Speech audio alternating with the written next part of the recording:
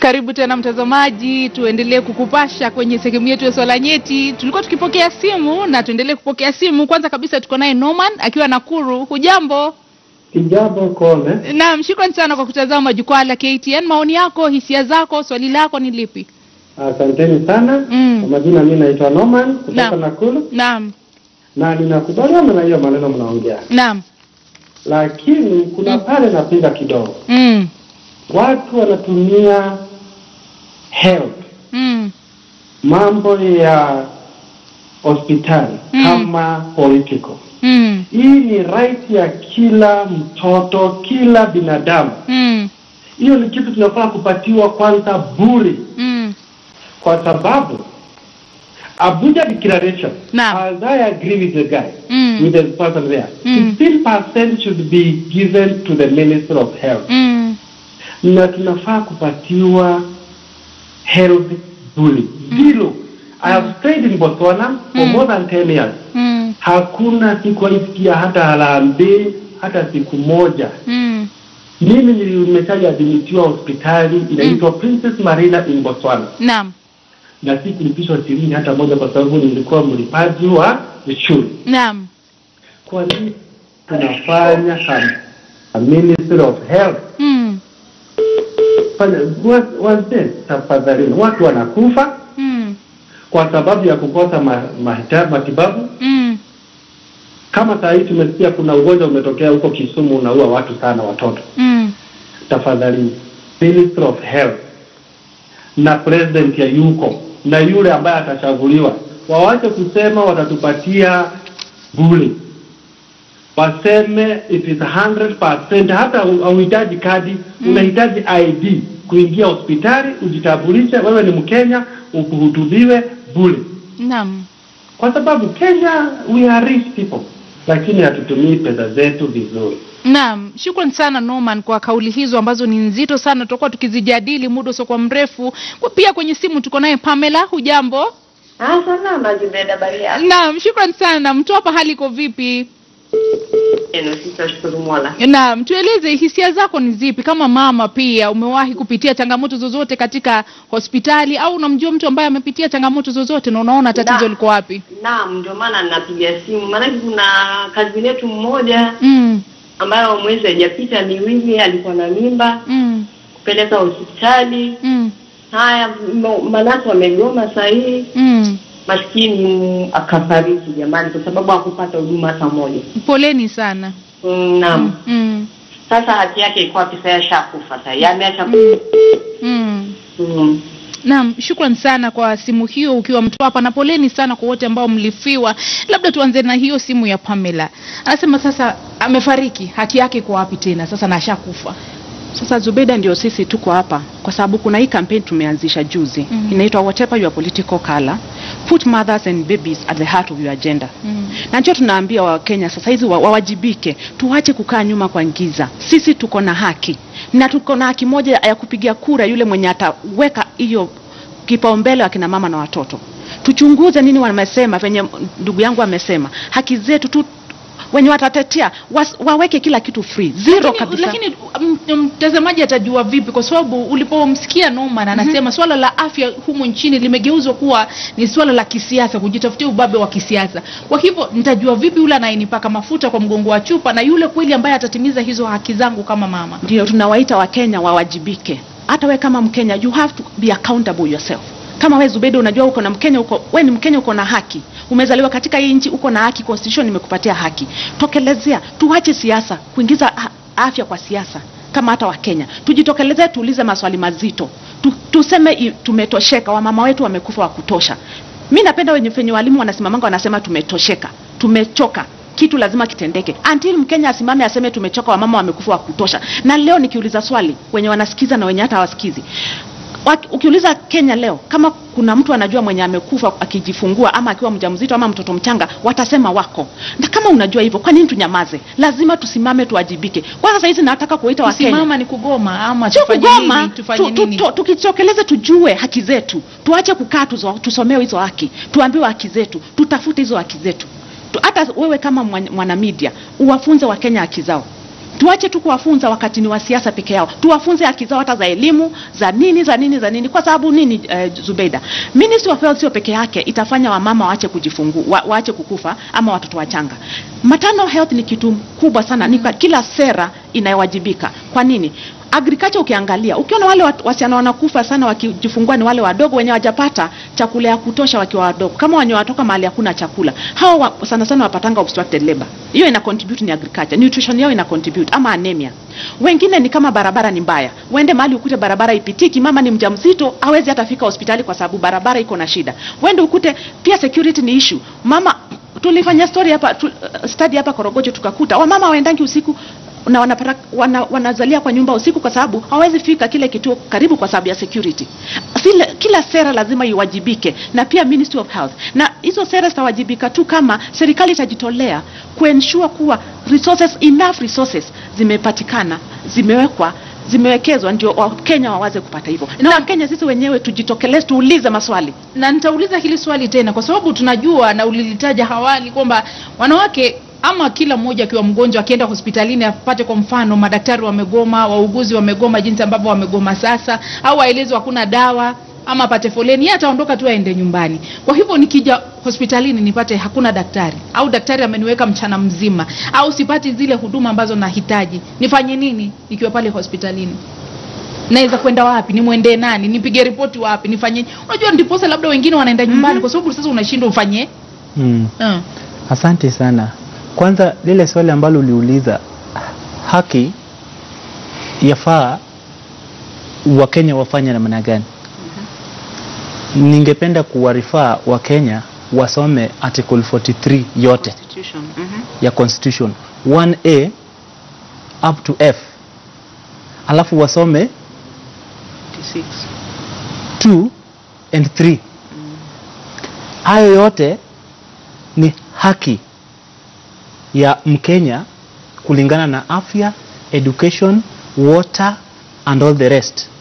Na kuna all the government functions ambazo zimepewa jukumu la kutekeleza. Kama ni elimu kwa mtoto, kuna government function ambayo imepewa. Kwa hivyo sasa nimesoma, ndio umeteleza kwamba tusome hicho kipengele cha katiba, tujue haki zetu ni zipi. Bado nataka kuelewa, nifike hospitalini bado ikiukwe, hatua gani ninastahili kuchukua? Kwa sababu uchaguzi ni baada ya kipindi cha miaka 5. Ni wakati huu ambapo nitaelekeza mijeledi yangu kwa yule kiongozi, au ni hatua ipi ya moja kwa moja ambayo naweza kuchukua wakati huo? Zubeda, tuanzie pale kwa kituo cha afya. Labda umeenda pale kwa ile level 2 ama level 3 facility, utakuta hakuna madawa.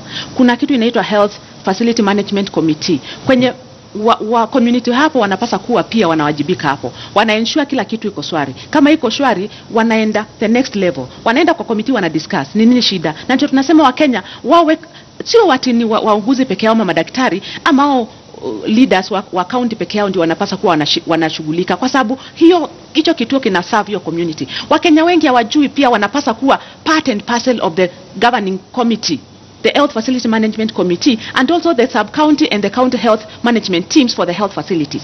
Wakenya wengi hawajui, wanajua tu ni serikali ile, na sisi wenyewe pia tunapasa kuwa part and parcel. Kwa hivyo ni sisi tuende tukaulize maswali kwa kituo, tutake kuwa part and parcel of that committee.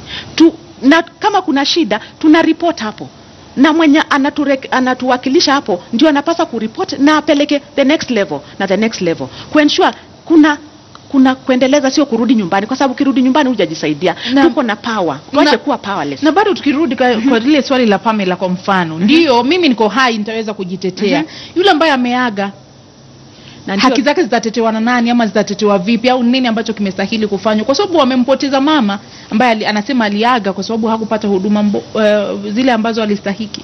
Zubeida, wewe na mimi ndio tutakuwa, kwa sababu wewe unajua hiyo haki na mimi najua hiyo haki. Tutashikana mikono, tuelimishe wengine pia, kila mmoja ajue haki zetu. Pia tujue ni nini, kwa sababu huyo amekufa, hatutaki mwingine akufe. Lazima somebody akue held accountable for that death. Kwa nini huyo mama alikufa? Kwa sababu wauguzi wako strike. Kwa nini wako strike? Tuulize maswali, tuache kunyamaza. Tuache kusema hao wako hivyo, tuache kuishi na wacha let me blame a bit the middle class. Tuache kukaa hivi tukisema sisi tuko haja, tuko na bima ya afya. Hiyo ni kujidanganya sana. Kwa sababu hiyo bima, nimeona sana marafiki zangu wengi na hata watu hata sijui wakisema hata hiyo haikutusaidia. Tuungane mikono na wenye wako chini. Wenye tumeona pale kwa zile idadi. 31% wa wenye hawazalii kwa hospitali ni wale wako maskini. 93% ni wenye wako na hivyo hizo bima. Na ile siku utakuwa hiyo kazini ukuwe na hiyo bima, utaweza. Kwa hivyo ni tushirikiane kama Wakenya kwa sababu health is a human right. Na human right hakuna mtu anapasa hiyo haki yako, hakuna mtu anaweza kunyang'anya. Uko na haki ya kwenda kuuliza hiyo right yako kwa nini ilikiukwa. Kwa hivyo ni sisi tushikane kama Wakenya, tuache kutenganishwa. Tusimame tuseme afya ya mama na mtoto. Na ndio nawauliza sasa hivi Wakenya waende labda sasa hizi kwa internet, wa sign up to the whatever your political colors. Hiyo ni kusema hata kama wewe uko chama gani, hatutaki kujua wewe mwanasiasa uko chama gani. Tutaki kujua kala ya hiyo chama. Kile tunataka kujua ni kuona agenda yako kwa mama na mtoto ni gani. Agenda yako kwa mimi na wewe ni gani? Kwa sababu wewe Zubeida, wewe ni mama, wewe unaweza kuwa na dada yako, wewe unaweza kuwa na mtoto wako, utaki kusikia ati alikufa akijifungua na ako na right. Ogola, kwa sababu tunaona tatizo kubwa ni linatokana na huo uwekezaji katika sekta ya afya. Umetutajia kaunti nyingi, wanasema pesa nyingi zinaelekezwa kwa wafanyakazi katika huduma za afya ama vituo vya afya. Kwa hivyo ni kwamba hatujui mipangilio inastahili kuwa vipi, au ni kwa nini inakuwa kwamba pesa asilimia ndogo sana ndio inaendea matibabu, nyingine inaendea wafanyakazi katika vituo vya afya. Ni kwamba hatuelewi kile kinachostahili ama ni nini? Kwanza kabisa tunavyojua health is partially devolved to the counties. Kumaanisha ya kwamba pale planning na budgeting yafaa inafanywa pale at the county level. Ukiangalia bajeti zote ama nyingi za bajeti ambazo zinafanywa pale counties nyingi zinaweka a greater percentage of their county budget to health. Lakini ukijumuisha yote, all the county budgets to health, all the health budget released at the National Treasury is just a small portion, around 3.7 or 3.78 in 2017-18.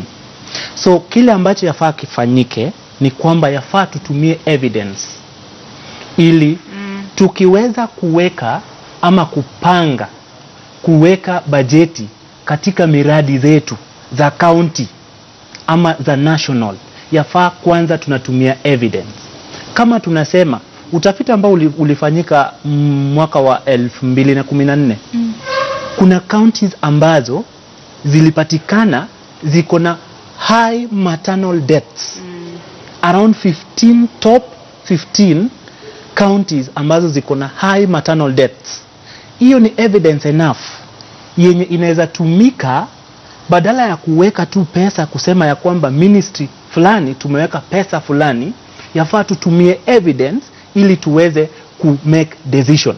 Kile ambacho kinahitajika sana, mara nyingi unapata ya kwamba development pesa ambayo imewekwa after kupeana pesa pale kwa staff, that is staff remuneration, ile ambayo inabaki, a greater portion of it goes to the development. If you look at all these counties, kwa sababu ya nini?